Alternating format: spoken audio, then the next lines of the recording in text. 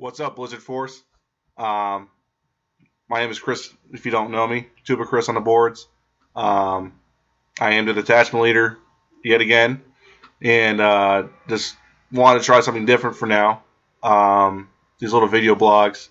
I haven't done this before, so forgive me if it's a little awkward or different, but I think it's good to get my face out there for everyone to see me who may not, have known who I am, or even if what I look like, if I'm not a scary monster or some type of, supernatural being. No, I am just a goofy 6'7" guy who needs to lose some more weight. But to move on from that point, I really wanted to say thank you to everyone that has supported me so far for the 2015 elections. I know that there were a few nominations, all of which have backed out just before voting. That's not to say that, I didn't want any competition, because I do enjoy seeing others who are just as passionate as I am about this to, want to take the reins, because that's one of the things that's always been kind of lacking in the detachment, is being able to find more willing and more helpful and very driven people, motivated people to help us out. With that being said, that brings me to our next point, is I really want to thank Ken and Melanie for all their work they have done for the past 2 years and soon to be 2015. Ken has done a phenomenal job. As you know, he's run the Whiteout program. That was his idea from the very beginning. It was probably the best executed program we've done so far since we've had, command staff have taken over. And without that, we would not see the numbers of participation that we have now. I think it all kind of stems from the fact that, there's always been people that wanted to be part of Blizzard Force. The hardest part was getting armor. Armor was always the part of the equation that was always missing for most people. They don't want to wait 2 or 3 years for a kit of armor when they can get, any other TK, Snowtrooper. I mean, yeah, TK and Snowtroopers are the same essentially, with the differences, of course. But any other armor maker out there was pumping out armor quicker for about the same prices, and so people didn't want to wait around forever for a Snowtrooper. Of course, this has changed very recently. We have plenty of vendors available now. We still got our two top kit sellers right now is Moncal and Danlaws. Now we have RS Props. We still have Boba Maker producing fiberglass armor. We have Gabriel out in California. They're selling their armor now too. I believe the Tambo armor is still around. Don't quote me on that. I'm trying to remember everything off the top of my head right now. But yeah, the bottom line is that we have plenty of vendors now that are selling armor, good quality armor. RS Props, for example, their helmet at the time when they first, before they started becoming a bigger seller with the Snowtroopers, one thing I'd really strive upon is accuracy. If you guys don't know me or know how I am about these kind of things, I'm always striving for better detail, better accuracy, and I'm really trying to push the vendors who are, just as passionate about accuracy and detail to make yourself better. RS Props is a good example of this, because there was concern about their helmet being approvable, given the new upgrades in the CRL and everything like that. It was brought to my attention, and I'm trying to remember who it was, but they essentially, I gave my own analysis of what was wrong with their helmet, what could be improved upon, just to be better in accuracy. Not so much the CRL, just to be more accurate to the movie. This analysis was provided to them, and they went ahead. I don't know if they used mine specifically. They knew that they wanted to upgrade it anyway. But they went around about a month or two later. I can't remember exact time frame, but they came around and had a brand new helmet sculpt that was, tenfold better than it was before. And that's the kind of stuff that, I really I really enjoy seeing. I hate to come across as rude or I'm complaining or whatever when I see issues with people's armor. Um, in my mind, it's more I want you to look better when you're a trooper out there. If I'm saying this and this could look like this, or you should do it differently, it's because I want you to look better. It's not because I'm telling you your costume looks bad or it's not the spec. It's more along the lines that I prefer a sense of uniformity. At the same time, like I said, I want you to look better. I don't want you have one shoulder barrel off kilter or upside down and not even know about it until a year down the road when you look at pictures. You're like, wait a second, that's not right. Funny story, my very first troop, one member decided to put one of my shoulder bells on me upside down, and I didn't notice it because I'm wearing my armor. I couldn't see anything, so I didn't notice it until I got done. But yeah, no, it's more of just I want everyone to look as good as they can.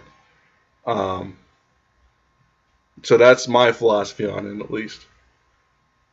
As far as the upcoming year, things we want to do is, just we're at the point now where we can really maintain, keep up, and we're always looking for new things to do, new ways of, getting more people involved. That's one thing about the elections. I posted up, if there's anything you guys want to talk about, or anything you want to bring up to me right now before elections, or thoughts, suggestions, complaints, anything. I have a quote-unquote open door policy. So if you don't feel comfortable posting openly, send me a message, send Ken a message, or anyone else that's on our command staff to say, hey, type what you want to feel or how you feel. If you don't, like I say, if you don't feel comfortable posting it openly, do it that way. We will listen. We're not going to, degrade you or going to think differently of you if you do. That's one thing. We're not perfect people. I don't speak probably as clear. I'm always saying in these videos right now. But, yeah, just, tell us what you feel. I appreciate everyone congratulating me on the thread. I really do. I'm really appreciative of it. But I do like the feedback because that's what we ultimately seek after every year. We need feedback so we know what we're doing right or wrong and what we can do to improve or change things. And that's ultimately what will make us better as a detachment or as myself and Ken as leadership. So that's on you guys to help us out because we're always sitting here thinking of what we can do, what we can post, and how we can modify things. But we need your guys' input as well. It's a two-way street in that sense.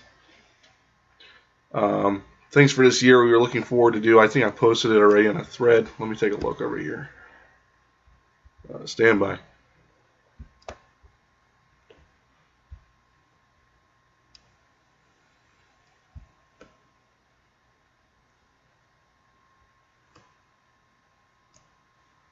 Yep. Okay. This is a few things that we are currently have up available I posted up on the election thread, by the way. If you haven't seen it yet, excuse me, I have a sore throat right now. Yeah, the first thing I really noticed was the CRL for the Snowtrooper Commander. There's some things without that I wasn't happy with. I noticed it last year. I remember I feel bad now because I actually went back and I saw the things that I didn't fix or didn't do. I know I initially started doing a redevelopment of the CRL for it. But I was helping my buddy Howard. He was putting together a commander, and so I was helping him out, doing all the detail work and seeing what was right or wrong, using only the handful of reference that is for the Snowtrooper Commander, and noted some things with the CRL that probably should be changed. Not so much specifically just the details itself, but the images. I did send Damien a bunch of photos to use photoshopped images of one of our vendors' kits to use for supplemental images. On the Snowtrooper CRL, we have some supplemental images as well for like the backpack and the forearms and the shoulder bells. I know that much right now. Damien got around to that. I don't know if he got around to the commander stuff yet. Last time I checked, I gotta make sure I sent it to him though. Be sure. But we have those already ready. Some of the things, like one thing that really stood out for me was it doesn't require a holster for the commander. That's the only Snowtrooper character that does have a holster at all to begin with. As far as I know, I'm not sure yet about the blaster aspect. I know the blaster's in the holster. It's there. Part of me wants to say yes, let's make the blasters required as well. But then again, that goes into a different aspect of the CRLs, which cover weapons which state that blasters are not required for approval purposes. And I think that goes along the lines of because every country has different laws regarding weapons or blasters, costumes. Some conventions you won't be allowed to have them at all. Events, hospital troops maybe, that kind of stuff. So I think at the very minimum we're gonna change at least that to have the white holster as part of the costume. Another thing were little details like the duster needs to be completely clean, little things like that. Before I get too ahead of myself here, let's say this is what we want to do. We want to fix the CRLs for the commander, upgrade them. And I know I've been putting a lot of research into the finding the accurate boots. That's become more of a pain than anything else, really. So we're going to, obviously going to keep that to the moon boots. There are better options out there, but they're really old and they're very hard to find. So I'm not going to hold that against anyone. I shouldn't. So yeah, that's as far as that's what we're going to do for them. Now the next thing on the list was, let's look at it. Yep. Oh, that was the other thing. Yeah, as far as I mentioned, the lacking of more motivated individuals, we are looking to add more to our command staff. So please, if you are interested in being more supportive and gung-ho about our detachment, we are looking for more individuals to help us out as far as maintaining like the Facebook page, for example. Myself and Ken and Melanie have been running the Facebook page, and I feel like we should be able to post more. I can't always do it, especially with my new schedule. It's going to be very difficult. So adding new content and just saying, hey, we're all still alive here, that kind of thing. Not to mention, we're all not in the same location. I mean, I just moved up here from Miami. If you guys didn't know, I was born and raised in Miami. Never seen snow until I got up here. I'm in Virginia now. Fortunately, I'm only at 3 hours away from Ken, my XO now. So it's nice. I was able to troop with him, and it was the first time I had almost 12, 13 snowtroopers in one troop. That wasn't Star Wars weekends. So it was kind of nice. It was awesome. It was fun. Outside, it's a freaking, snow. There's snow outside right now. I never had that before. So it's definitely a part of my life that was always missing, is I never had, true snow. I'm the guy in South Florida with a Snowtrooper costume. Like, who's that jackass wearing a fleece duster in 95-degree weather, 100% humidity. So, what I was getting to, my point in that was that we're all different locations around the world. We're not all in the United States. We're not all in the UK. We're not, we're everywhere. That's what part of us that makes us great. Ken always put it in the right words, was that he doesn't feel like we're just part of an attachment. We're part of an international garrison, and he's really right about that. I talked to a lot of people on attachment that are not, they're everywhere. I talked to Trooper Master. I talked to Wayne.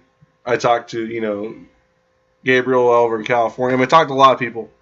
Forgive me if I just skip over you, but there's so many of you guys I talk to, and it's a great thing because it's fun being able to contact and communicate with you guys I can sit there and tell you I can go a little diatribes about, my personal feelings on certain aspects of the costume, or just stuff I can't talk to with my other friends that won't think I'm completely insane. So it's good to have that kind of, broad, reaching type of thing where I can have more people that are around the world who can communicate with each other, kind of help us spread, even better, even more. Like Gabriel, he was telling me the other day how, one part of the feedback was from his assault squad was that, hey, there's other members in our squad and our garrison that are like, we want to see more of this merchandise from you guys. We want to see more non-exclusive stuff. And I agree with that. One thing I'm trying to avoid is being one of those detachments that are merch hungry. I'm not going to name anything, but there are some parts of the country or parts of the Legion that are just very, let's only do merch and that's it kind of mentality. Hopefully I don't shoot myself in the foot by saying these kind of things, but I said that's the impression I get. That people are only here for the coins, only here for the patches, or whatever. And then once they get what they want, they throw their deuces up, and they're gone. I don't want that. I know the whiteout program, for example, we use patches, we use coins as an incentive. There's a reason why we limit to one per person. That's the only one you get. It's because one, you had to work, you had to do stuff, you had to personally go out of your way to get those numbers, to participate, to earn that coin or earn that number of the patch. You only have one of them. I mean, if you want to get rid of it, that's on you. If you want to trade it away, or if you need to sell it, I mean, knock on wood, if you get to a point where you have to do that kind of thing, then so be it. But it's one of those things where challenge coins, in the Legion have sort of lost the meaning that I think it should be. It's a challenge. I mean, I'm Army Reserve. Challenge coins are something you should earn. Not always be able to buy. And that's the one thing I want to try and push for is, as far as our stuff is concerned, I like to have things that have meaning versus a monetary value or trade bait, as some people in the collector's realm like to call. So that's my personal feeling on things. But as far as outside of coins and patches, the standard, the usual kind of things, I know we were talking about doing probably doing a hat, a nice fitted baseball hat, customized. I think I have a version. I have a Squad 7 hat in the same format that we were thinking about doing one for Blizzard Force. We're talking about revisiting the lanyards. We might have a new design for that. Just different things. It's hard to think of a lot of things that people might be interested in. We even thought about going back to I hate to say we might go back to do some patches or some I call it retro swag. Jack Dad was at one of the events where I was up in Franklin Institute with Ken, and he brought out all this old I call it vintage Blizzard Force stuff that I've never even seen before. Old shield patches. He even said the original one was squared. And so I'm going to get with him on that eventually. And we're going to look at doing some like old school type stuff. Be kind of neat. I know Melanie, she really wants to do a shirt. We were thinking of doing like it was her idea. It was like a retro style, like a 70s action like movie poster style. I think of like she mentioned she was just thinking like A-Team style, which I think would be pretty cool with all the characters on it. So that's my idea. I mean, they're all ideas right now. We're looking to sit down and really plan these things out. Unfortunately, I'm still in a hotel, as you can probably tell, with my trusty Aaron there behind me there on the thing. So, but hopefully I'll be moving my my actual apartment next week, which will be nice, and I'll be able to cook real food. So yeah. Oh, the other thing was Marnie of Jack.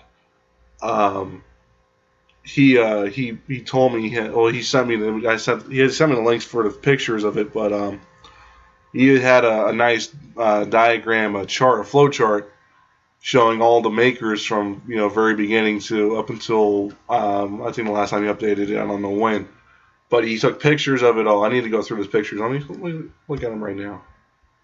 But it was really cool because that's one of the things I always like is like a history of things. Being able to know where we came from as far as costuming is with our character. I know it's kind of cheesy to some people, but for me that's a cool thing. You get to kind of see how far you come. In terms of accuracy, details, and quality even, because back then armor was like a black market. You had to know someone who knew someone who knew someone. You got a set of armor. So that's why I think this is pretty cool to take a look at. Oh wow, yeah, these are pretty old pictures right here. So, oh, they're nice and organized. Yeah, so I'm going to go through all these pictures that he sent me. And what I want to do, what it brings me to, is that I really want to make like a historical portion of the forums, where it's not just our detachment history per se, but like our vendor or our costuming history, as far as like I said, all the different vendors we've had over the years. And I want to speak to him. I got to speak to him again about. He's probably, if he watches this, hi Jack. Yeah, I want to get with you, and we're gonna try and hash this out eventually. But I really think it'd be pretty cool to have like a little record on the forum, so you can say, hey, this is where we came from. This is where we are now. Kind of laugh at it. I think it's cool. That's all. It's like having a little museum, a virtual museum on our site, and that's something I really care about. So, yeah. Let's see what else.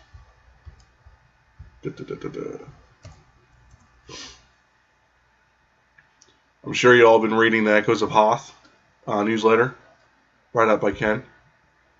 Yeah, we're on currently number 15 as of February 10th. I will say they've done an excellent job of keeping up with that stuff, producing it out and sending it out on their own schedule. There's a lot of really cool content. If you haven't got a chance to read through it, if you're not on the mailing list, I would recommend you post up and say, hey, put my email on there. It's always a learning process for us, so that's one thing. We've like I said, we always come from point A to point B to point C, and move on. You keep moving up as best you can, and Ken has done that.